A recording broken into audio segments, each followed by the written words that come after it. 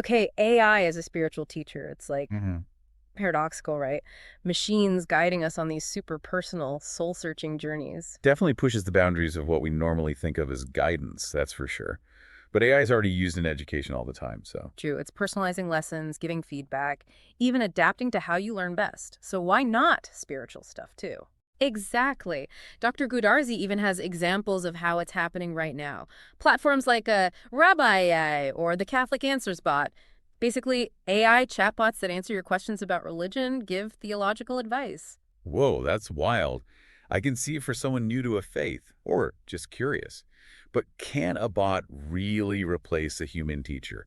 All their wisdom experience? Great question. And Dr. Goodarzi digs into it. He says, look, AI is great at giving info, even sounding empathetic, but it's never lived it. Right, it can quote scripture all day, but can it help you through a spiritual crisis? Or when your faith is shaky? I'm not convinced. I get that. AI as a teacher, it's more like a helper, not the main event. Good for learning, seeing different views, understanding concepts.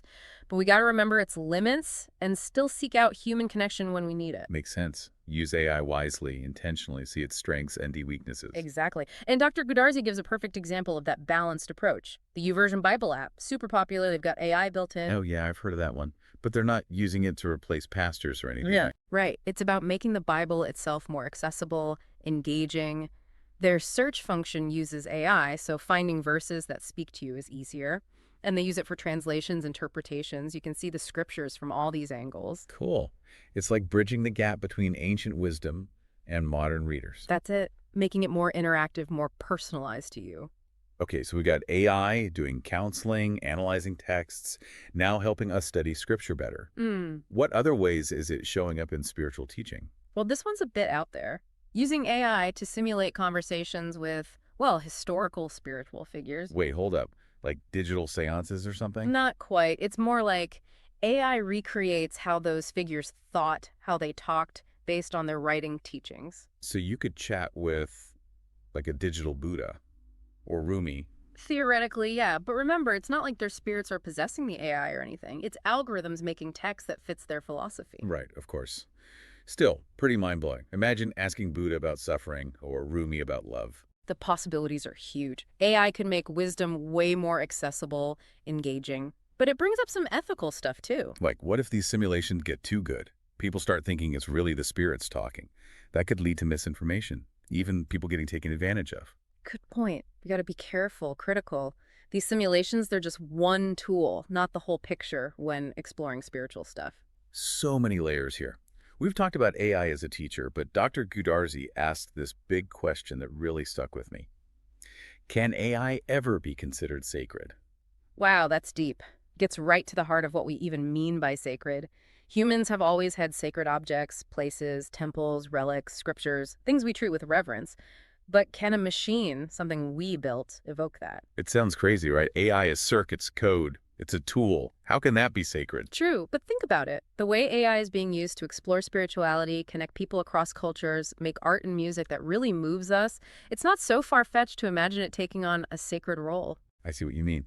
And Dr. Goodarzi says it's happened before, historically. New tech often gets linked to the divine. Printing press, telescope, even the internet. People were in awe, afraid. Some saw it as proof of God. Exactly. It's not just the tech, but how we use it, the meaning we give it.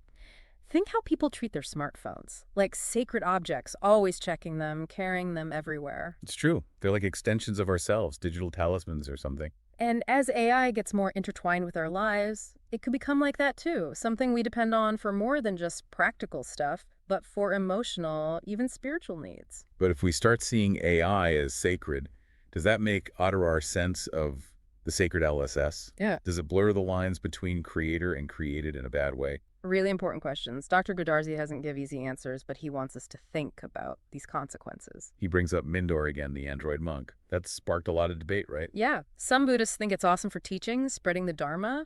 Others say it's turning Buddhism into a gimmick, losing its real meaning. Like, if people are praying to an android, are they missing the point? Or could that be a valid spiritual expression in our digital world? Big questions for us as a society to figure out, no easy answers, but these conversations are how we start to handle AI and spirituality ethically, thoughtfully. Okay, so AI as a teacher, the question of sacredness. But Dr. Goodarzi also talks about harmonizing wisdom, blending ancient practices with the power of AI. It's a beautiful idea, and it's how Dr. Goodarzi lives, growing up with traditional wisdom and modern thinking. He sees them working together, not against each other. Like his dad's library, law books next to Sufi poetry. He learned early on that material and spiritual stuff are connected. Exactly. And he sees the same with AI and old spiritual traditions. AI can analyze tons of data, find patterns we miss. It can actually help us understand spiritual teachings better. So it's not replacing tradition, but adding to it, giving us deeper insights. Right. He has some great examples. Researchers using AI to compare spiritual texts from all over the world. And they're finding common themes, values, showing how connected we all are spiritually. Wow, like AI is helping us see the bigger picture, the threads that run through all these different paths. That's it. And it's not just about connecting traditions, but boosting individual practice too. Like those meditation apps we talked about. What else can AI do for personal growth? There are these AI-powered biofeedback tools. They can track your heart rate, brain waves, even how much you sweat, gives you real-time info on your body during meditation or other practices. Whoa, that's next level. Like a personal trainer, but for your mind. Helps you see how your body reacts to different techniques. And research shows it actually helps people meditate deeper, get less stressed, become more self-aware. Amazing how tech can make these ancient practices easier, even for people who don't have teachers or a community. And not just easier, but maybe even create totally new spiritual experiences. Hold on, like what? Examples, please. Well, VR and AR, virtual and augmented reality, are getting used to make spiritual experiences you can immerse yourself in. Imagine putting on a headset and you're in a Himalayan temple, or using AR to see sacred geometry all around you. Whoa, that's like stepping into another world, where the physical and spiritual blur together. Exactly. It's still early days, but this tech could change how we connect with the sacred, how we experience transcendence. My mind is blown. It's exciting, but kind of overwhelming. It is. But the key is AI is a tool. We decide how to use it, what values it reflects, what role it plays in our spiritual lives. So true. Just because we can use it a certain way doesn't mean we should. We got to be smart, use discernment, respect the traditions that have guided us for so long. And that's why Dr. Goodarzi's work is so important. He helps us think about all this ethically, responsibly. He sees the good and the bad of AI and spirituality. This deep dive has been intense. I feel like I'm just starting to get how big and complicated this topic really is. AI and spirituality, it's not just a fad, it's a huge EE shift that's going to change how we see ourselves, the divine, everything. It's an amazing time to be alive, to see all this unfold, and to be part of shaping the future of spirituality. You know, Dr. Goodarzi doesn't stop there. He says AI could even help us evolve how we understand divinity, transcendence. That's a big statement. It is. How can a machine, something WE made, connect us to what's beyond human understanding? That's what I'm wondering. Dr. Goodarzi says throughout history, how we see the divine has always been tied to what we know about the world.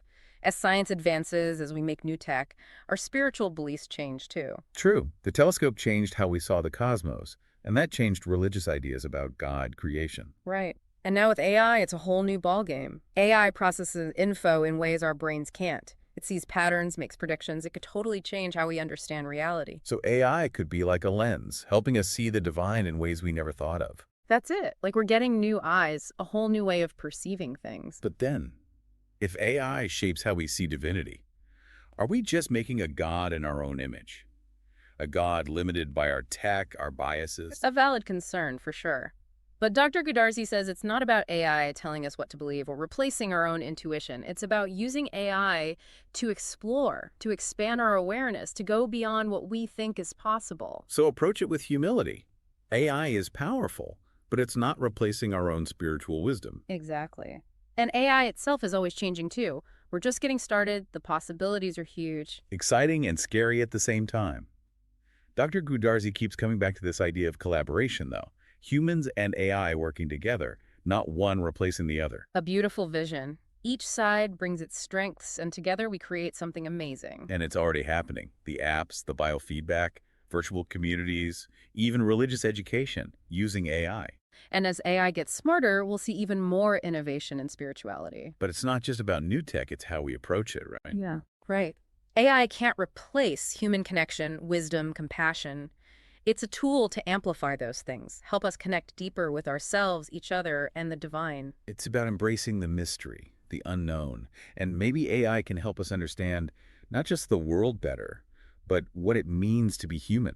And remember, we're part of this story. We get to decide how AI is used, make sure it aligns with our A values. powerful message.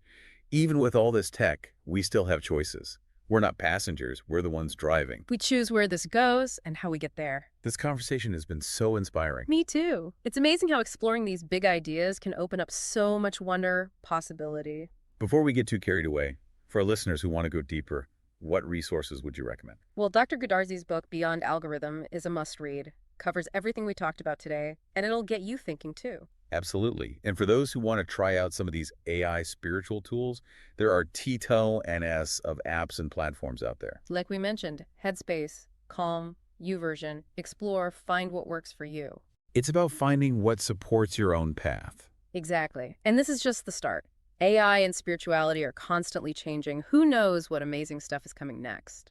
Well, on that note, time to wrap up this incredible deep dive. Huge thanks to Dr. Siamak Goodarzi for his work for inspiring us today.